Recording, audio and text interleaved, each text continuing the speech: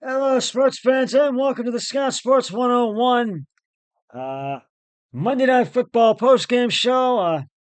Midway through a season of heartbreaking losses, major issues, and maddeningly inconsistent play, the Miami Dolphins mostly put it all together on Monday night. Uh, well, while their preseason Super Bowl aspirations are still in grave danger of slipping away, the Dolphins' gritty 23-15 victory over the Los Angeles Rams demonstrated Miami's key players that they still might have a shot to make something out of this very trying year. Tyreek Hill caught a short touchdown pass from Tua Tagovailoa in the third quarter to end the longest throwing drought of his career, and the Dolphins, who are now 3-6, kept Los Angeles out of the end zone while snapping their three-game losing streak with just their second victory in 8 games. Uh, While we were playing our best ball, we can still beat anybody, defensive tackle Callis Campbell said. We've just got to continue to believe, continue to fight, and obviously the margin for error is zero, so it's one game, but we've got to keep it going for us to go where we want to go. We've got to keep fighting and believe. Rookie receiver Malik Washington and rushed 18 yards for his first NFL touchdown on the opening possession of a much-needed turnaround night for the Bell Leaguered Dolphins, who are now 3-6, who had lost 3 games by a combined 10 points since their last victory on October 6th. Miami's solid defense stepped up impressively at SoFi Stadium, forcing 2 turnovers and keeping the Rams a touchdown less despite yielding 327 yards. Tagovailoa passed for only 207 yards, but he made a series of big throws while the Dolphins converted 6 third downs, most of them at key moments. Tagovailoa was 9 of 12 for 137 yards on third downs alone. We've come a long way, though, however, many losses in a row, Tagovailoa said. The resilience of this team with an external noise, everyone counting us out. Hopefully, this is an opportunity not to waste. Hopefully, we can go on a run with this win and find our rhythm. Hill had 3 receptions, including his first TD catch since the season opener while playing through a wrist injury, and Jason Sanders kicked 3 field goals. This is the kind of game that can spark a run, Campbell said, but it didn't mean anything if we don't. It doesn't mean anything if we don't win the next one. The hard part is, how do you continue this? But like we said, the pregame meetings to create a wildfire, all it takes is one spark. So we keep believing, we keep fighting, and we make a run for it. The Rams' run was stopped in its tracks. Matthew Stafford passed for 293 yards, and rookie Joshua Carty kicked to 5 field goals for the Rams, who are 4-5, whose 3-game winning streak ended a major offensive regression for Los Angeles. Failed to score a touchdown for only the 8th time. Coach Sean McVay's 8 seasons, and it couldn't score an offensive touchdown for only the 2nd time in 4 years when Stafford was in uniform. Defensively, I was pleased with the way we played. Pleased with the way we played. Excuse me, McVay said. Ultimately, we weren't able to capitalize on offense.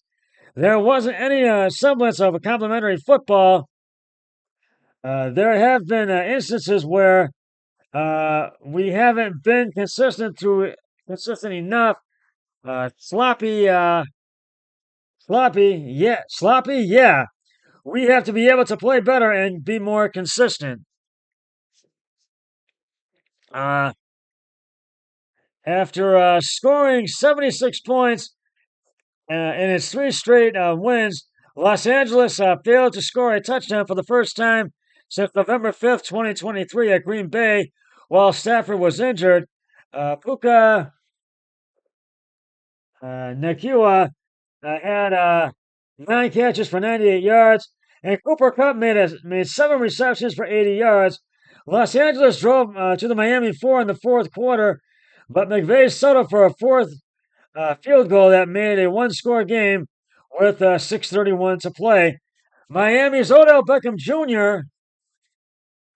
Uh, then made a key catch for a first down in the stadium where the badly injured knee where he badly injured his knee, excuse me, while winning the Super Bowl with the Rams 3 seasons ago, and the Dolphins drove for Sanders' 50-yard field goal with 2:38 left.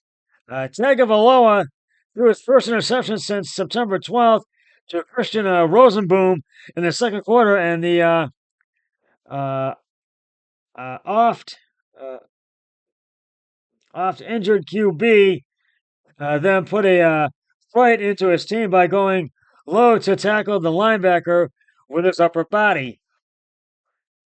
Uh,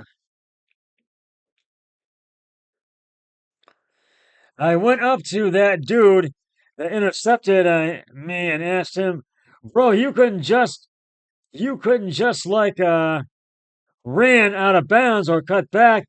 Tagovailoa said that was pretty bad tackling for him, though that was pretty terrible.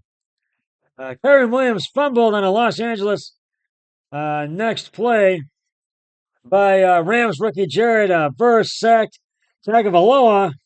But Rams rookie Jared Verse sacked Tagovailoa, excuse me, and recovered the fumble at the Miami 36 4 plays later. Ooh, excuse me. Uh, Miami's win saved the state of Florida from what would have been an unprecedented 0-12 weekend by its NFL and college teams at the FBS and FCS levels. It also meant that the Dolphins, Tampa Bay, and Jacksonville didn't combine to go 0-3 for a third consecutive week for what would have been the first time since Florida became a three-team NFL state in '95. Uh, Dolphins quarterback Kendall Fuller went into the concussion protocol for the second time this year, and the Rams with Rob Haverstein's ankle was sidelined. Right tackle Joe Nopum had an ankle injury. He started his first appearance since the opener, and so the Dolphins will host Las Vegas on Sunday at Hard Rock Stadium in Miami, and the Rams they'll be at Foxborough to take on the New England Patriots. So the Rams will have to regroup if they want to get another victory and keep their playoff chances alive in the NFC. But I have to give the game balls to the Miami Dolphins. Tua Tagovailoa, 20 of 28 carries and attempts, which is passing. That's on the passing side of the ball. 207 yards, one touchdown, one interception. Malik Washington, uh, one attempt, 18 yards, one touchdown. That's on the rushing side of the ball. And on the receiving side of the ball, uh, Jalen Waddle, 3 receptions, 57 yards. So Miami gets the game balls, and I went 9-5 on the picks. I took Rams and lost. My brother-in-law took the Dolphins and won. He went 7-7. He lost the picks this week. He's 3-6-1. I won. I am 6-3-1 on the season. And we've got a full slate of football for Week 11. Kicking off with the Thursday night game, the Washington Commanders are at Lincoln Financial Stadium in Philadelphia to take on the Eagles. The Green Bay Packers are, for the Sunday games, the early 1 o'clock games, the Green Bay Packers are at Soldier Field in Chicago to take on the Bears. The Jacksonville Jaguars are at Ford Field in Detroit to take on the Lions. The Las Vegas Raiders are at Hard Rock Stadium in Miami to take on the Dolphins. The Los Angeles Rams are in Foxborough at Gillette Stadium to take on the Patriots. The Browns, they are at Houston Superdome in New Orleans to take on the Saints. The Baltimore Ravens are at Ascure Stadium in Pittsburgh to take on Russell Wilson and the Pittsburgh Steelers. The Minnesota Vikings are at Nissan Stadium in Tennessee to take on the Titans. The Indianapolis Colts are at MetLife Stadium in East Rutherford, New Jersey, to take on the New York Jets. That rounds out the 1 o'clock games. In the 4 o'clock games, we've got 3 of them. The Atlanta Falcons are at Empire Field in Mile High to take on the Broncos. The Seattle Seahawks are at Levi Stadium in Santa Clara, California to take on Brock Purdy and the San Francisco 49ers. Patrick Mahomes and the Chiefs are at Highmark Stadium in Buffalo to take on the Buffalo Bills. That rounds out the 4 o'clock games. Sunday Night Football. The Cincinnati Bengals are at SoFi Stadium in Inglewood, California to take on the LA Chargers. And Monday Night Football, next Monday night, the Houston Texans are at AT&T Stadium in Big D to take on the Dallas Cowboys. And the Arizona Cardinals, Carolina Panthers, New York Giants, and Baker Mayfield and the Tampa Bay Buccaneers are on a bye week this week. So there is a full slate of football for this week. And the Cavaliers' unbeaten streak still stands. They beat the Chicago Bulls 119 to 113 last night. Came back and beat them. Donovan Mitchell led the way for the Cavs. So, and well, that's just about going to wrap it up for the Scout Sports 101 Monday Night Football postgame show. And I'll be back with the Scout Sports 101 Thursday Night Football pregame show before the Commanders-Eagles game and the postgame show to follow on Thursday. But until then, always remember, be a team player each and every day in every way possible. So long, everybody. 3, 2, 1. I'm done.